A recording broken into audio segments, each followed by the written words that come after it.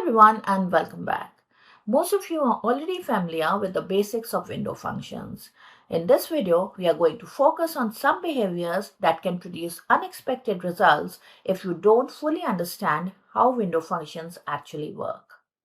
Let's get started. We have a sample sales table, and if you look at the data, you'll notice that multiple sales occur on the same day. Let's start with a running total. This is a query you have probably written many times. We are calculating the running table using the sum ordered by sale date, and we have explicitly defined a window frame using rows between unbounded preceding and current row. If we execute the query, the output looks exactly as expected. The first row returns 100, the second row adds another 250 to make it 350, the next row 525, and so on. So every row extends the running total one row at a time. Now let's make a very small change, and instead of using rows, let's use range. Let's run the query again, and now you can notice the difference. For January 1, now both the records return the same running total of 350. For January 2, both the records for January 2 now return the running total of 645. So the running total no longer increases row by row. Instead, every row with the same date receives the same value. Why does this happen? The difference comes down to how SQL defines the window frame. Rows work with physical rows. Each row extends the frame by exactly one row, so the running total grows one record at a time. Range works differently. Instead of looking at physical rows, it groups together all rows that have the same value in the order by column.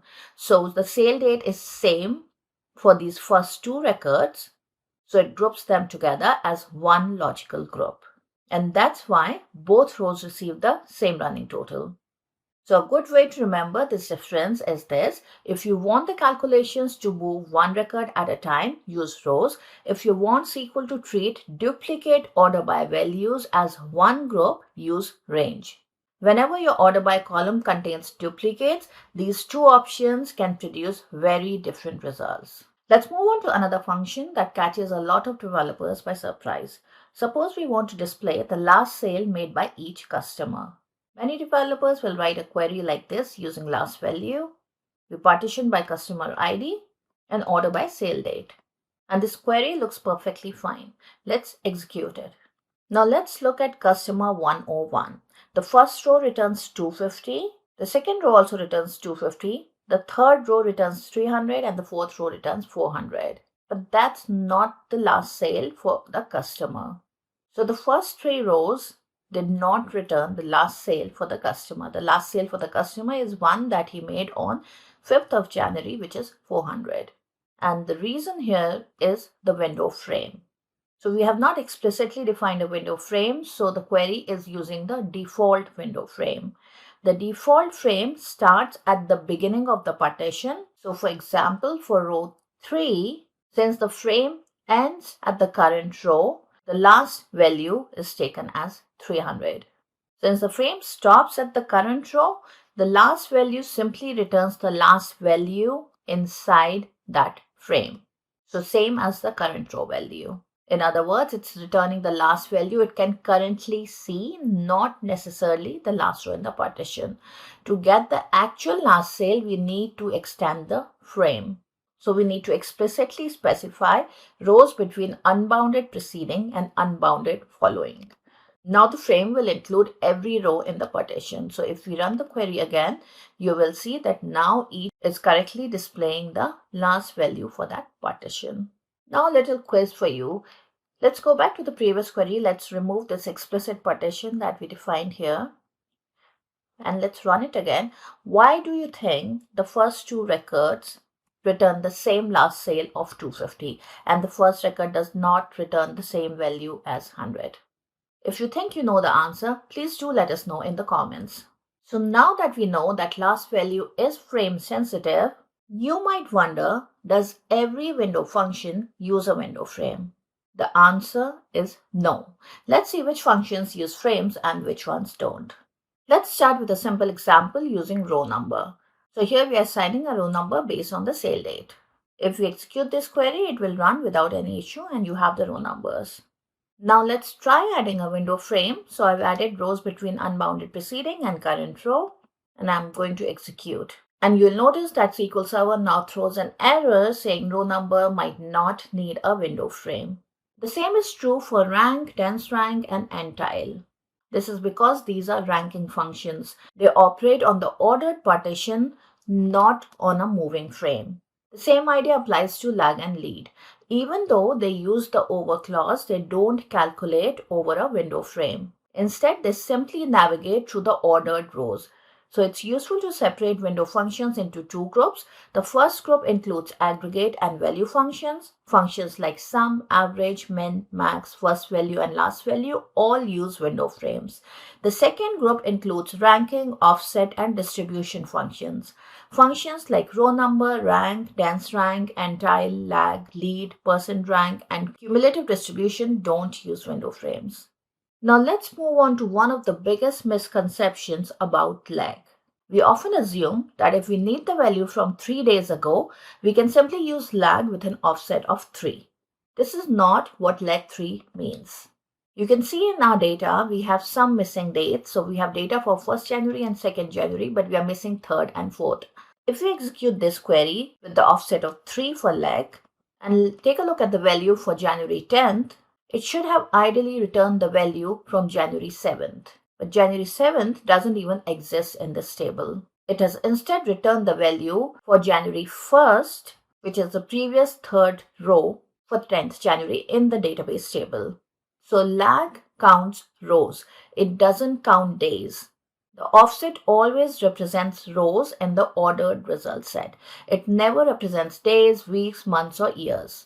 If your requirement is based on elapsed time rather than row position, then you need to frame your query differently. And this is true for SQL Server. Some of the other databases do support going back by days. So for SQL Server, you might need to write a query joining back on the table using date add, or a safer approach is always to use a calendar date table. Another lesser known feature about lag and lead is that they can support additional parameters. So the second parameter over here specifies the offset. So if we execute this query, instead of returning the previous row, it will return the value from 2 rows earlier. So you're not limited to comparing consecutive rows. Now let's look at the third argument. So if we use the default version of lag, the first row is going to return null because there isn't a previous row. But now if I define the third parameter, which is the default value for the nulls, instead of returning a null, you can get the default value in your output. So this may look like a small feature, but it often saves us from writing additional is null or coalesce logic. Now let's look at another important feature, which is ignore nulls. Here's a simple inventory table. Notice that inventory isn't recorded every month. So some months contain null values. Now suppose we want to retrieve the previous inventory values using lag. So we execute this query and let's go to June, for which the previous month is going to be May, which has an inventory value of null. So you see now that for June, the previous inventory value is calculated as null. But that's not always what we want. So in many business scenarios, we want the previous not null value or the previous available value, not simply the previous row. Now, this is where ignore nulls becomes very useful. So what we need to do is simply add ignore nulls to our leg query and execute the query again and go back to June. And now you will see that the previous value is the previous available value and not just the previous value from the previous row. So now June has a value of 500, which is actually from the month 3, but that is the previous available inventory value. Now, the most important point for writing correct window function SQL queries, understanding window frame boundaries. Most of the times, we are using default window frames, but SQL Server lets us define our own frame. For example, this frame contains only the current row. But now if you write rows between one preceding and current row, this one is going to include the current row and the previous row. Now let's change our frame again and say rows between 2 preceding and current row. So now this one is going to include your current row and 2 previous rows. This one is going to include the current row and one following, which means the next row. And if you simply say unbounded preceding and unbounded following, that means you are including the entire partition. So a window frame is not fixed. It's more like a sliding window. As SQL moves from one row to the next, the window moves as well. And every calculation is performed only on the rows visible inside that window. Changing the frame changes what each rows can see and what your calculation is going to be.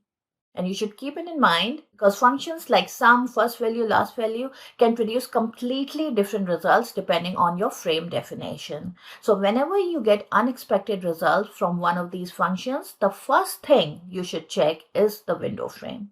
Now let's quickly summarize everything we have covered in this video. It's on the screen. If you found this video useful, please do consider subscribing to our channel. In the next video, we'll continue our discussion on analytical SQL by looking at statistical window functions. See you in the next video.